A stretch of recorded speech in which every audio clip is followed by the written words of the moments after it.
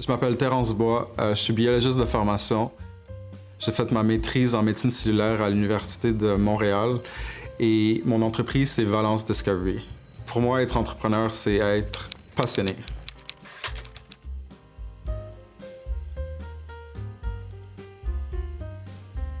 Chez Valence, on est une biotech computationnelle, donc on utilise l'intelligence artificielle pour optimiser et découvrir des nouveaux médicaments pour différents types de maladies.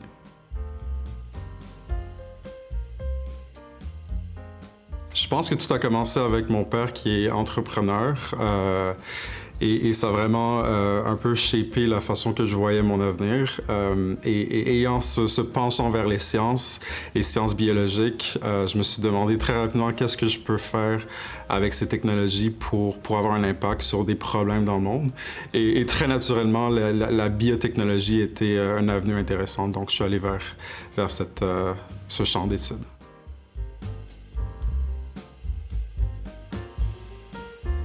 Sûrement la frustration de la capacité de faire de la recherche translationnelle. Donc, en sciences biologiques, on fait des belles découvertes, on pousse le savoir de l'humanité, mais souvent, ça a très peu d'impact direct dans le vrai monde. Et donc, l'entrepreneuriat, c'est vraiment un bel outil pour amener ces savoirs-là et impacter le monde dans lequel on vit. Parce qu'on vient d'un centre de recherche, on est un spin-off de l'Université de Montréal, on redonne beaucoup à la communauté en intelligence artificielle. Il y a de plus en plus de machine learning scientists qui sont intéressés à appliquer leur savoir dans un contexte qui a un peu plus d'impact que d'essayer d'optimiser des publicités en ligne. Donc, on essaie de les apprendre, les éduquer sur la chimie, la biologie, pour qu'ils puissent vraiment avoir cette capacité de travailler à l'intersection de ces deux mondes. La patience. Il y a beaucoup de hauts, il y a beaucoup de bas. Je pense qu'il faut apprendre à être résilient. C'est pas une ligne droite. C'est une grosse montagne russe et donc la patience, je pense que c'est un élément important d'un entrepreneur. Être impatient.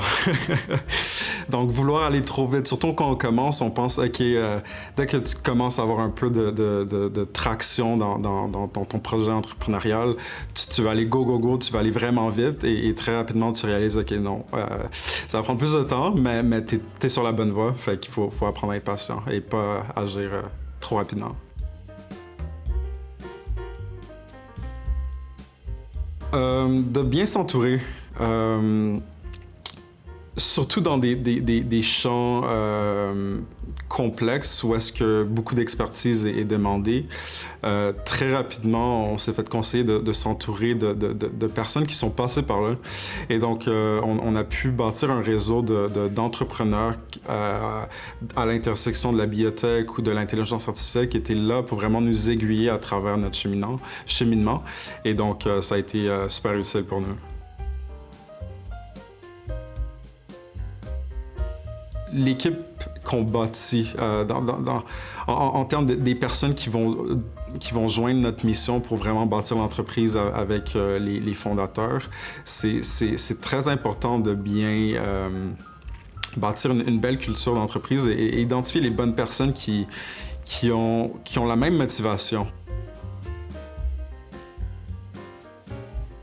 J'ai appris à apprendre. Je pense que c'est le cas de plusieurs étudiants gradués qui sont amenés à pousser une thèse de recherche et donc souvent amenés à être un peu laissés par eux-mêmes, à apprendre de leurs erreurs.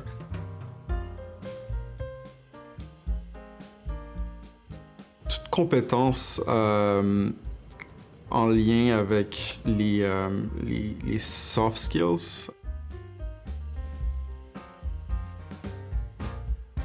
Un peu se détendre puis enjoy le moment parce que c'est sûr que c'était des moments très le fun à l'université puis des fois ça manque.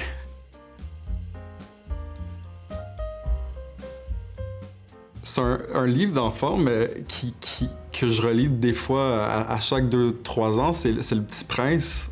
Puis souvent, je trouve à chaque lecture, on découvre des nouvelles façons de voir le monde, puis on y apprend des nouvelles choses à chaque nouvelle lecture. Je suis un grand voyageur. J'aime beaucoup voyager, apprendre des autres communautés. Puis peut-être me téléporter pourrait me permettre d'en apprendre un peu plus sur ce monde.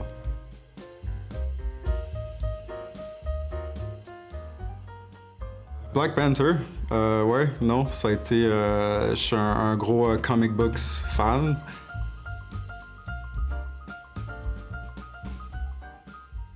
En ce moment, je lis Insanely Simple. C'est un livre de Ken Siegel sur l'importance de la simplicité dans le succès de Apple et dans la façon qu'ils designent leurs produits, leurs services. C'est quelque chose... le design, c'est un élément assez important, je pense, dans un paquet d'activités, puis c'est très peu exploré dans les biotech, le product design, puis comment on approche une solution ou comment on communique une technologie. Je pense qu'il y a quand même beaucoup à apprendre de cette entreprise. Oui, puis il faut... parce que c'est quand même assez demandant. Et donc, surtout dans le zeitgeist en ce moment, je pense que tout le monde est conscient de l'importance de la santé mentale. Puis je pense pas qu'il y a aucun entrepreneur qui a pas eu des difficultés avec sa propre santé mentale. Et donc, prendre des vacances, c'est nécessaire, important, puis critique.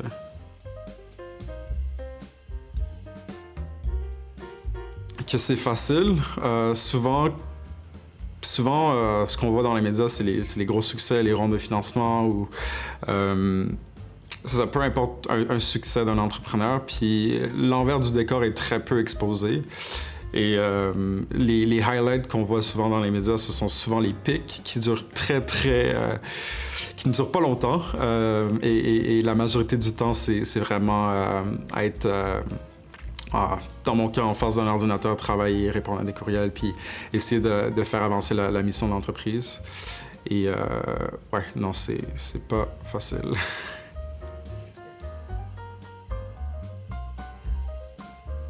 Il y a un paquet de circonstances qui m'ont amené où je suis aujourd'hui et c'est des petites coïncidences, des petites rencontres qui, dans le moment, semblent anodines, mais quand tu regardes en arrière, t'es comme, OK, tu sais, cette personne était critique pour pourquoi je suis ici aujourd'hui. Et à force d'avancer, tu réalises qu'il y a plusieurs éléments comme ça dans ton parcours. Et ouais, je crois au hasard.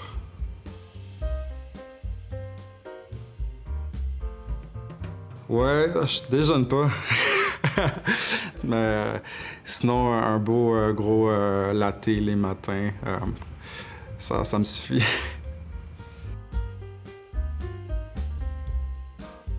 Retourner au bureau, travailler. Ouais, c'est pas mal mon day-to-day. À plus!